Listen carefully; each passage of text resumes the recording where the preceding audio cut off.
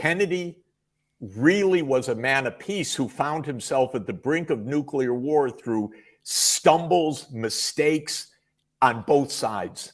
And that's the real truth of Kennedy. He really wanted peace, and yet he almost presided over the end of the world. And he was deeply shaken at the end of 1962. And Hruščov, who was a real human being, by the way, was deeply shaken at the end of 1962. And both of them corresponded, we got to get off the brink. We have to back off. This is very dangerous. And Kennedy gave this absolutely remarkable speech on June 10, 1963, which is my favorite speech of an American president in modern history, saying we can make peace with the other side. This is the height of the Cold War. Everyone hates the Soviet Union in the United States. All the propaganda, all the anti-Soviet, anti-Russian sentiments that we have today, every day in our newspapers, was even more then. You know, they're out to kill all of us. That was every day. And Kennedy said, no, we can make peace. They are human beings. They want peace the same way we do. They have every reason to abide by an agreement, a peace arrangement that's in their interest as it is in our interest. And then Kennedy said, and we should hail the Russian people for their great achievements in the arts, in culture, in science, in space, in valor, in bravery. You know, can you imagine?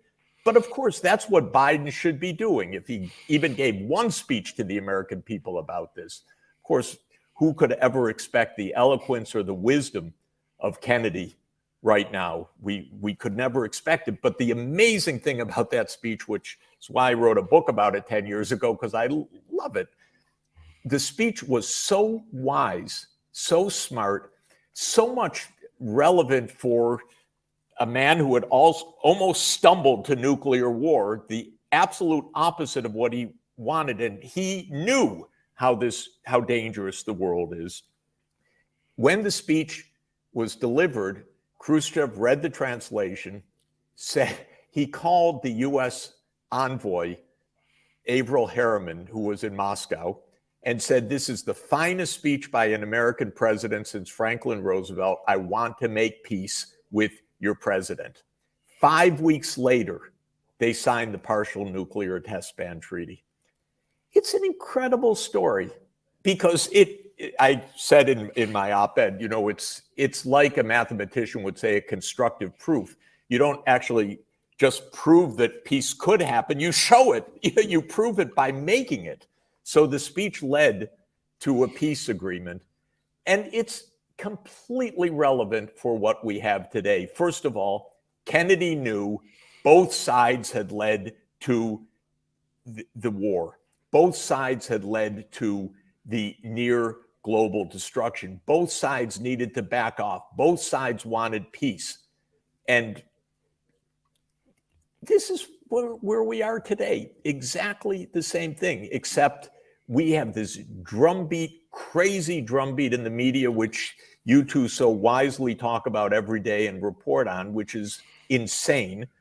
By the way, led by the British. I respect the British. You speak English so much better than we do. It's yours. But this Russophobia in Britain is so deep. It's about 200 years old. It's so simple-minded. I used to even read The Guardian, by the way. Now I can't even go to the website. It's unbelievable. By the way, that's how our New York Times is. It's unreadable. It's phony. It's propaganda from morning till night.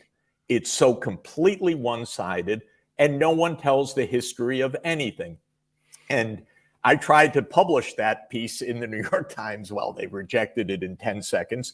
And more than that, I tried to publish anything in the New York Times, and they said no.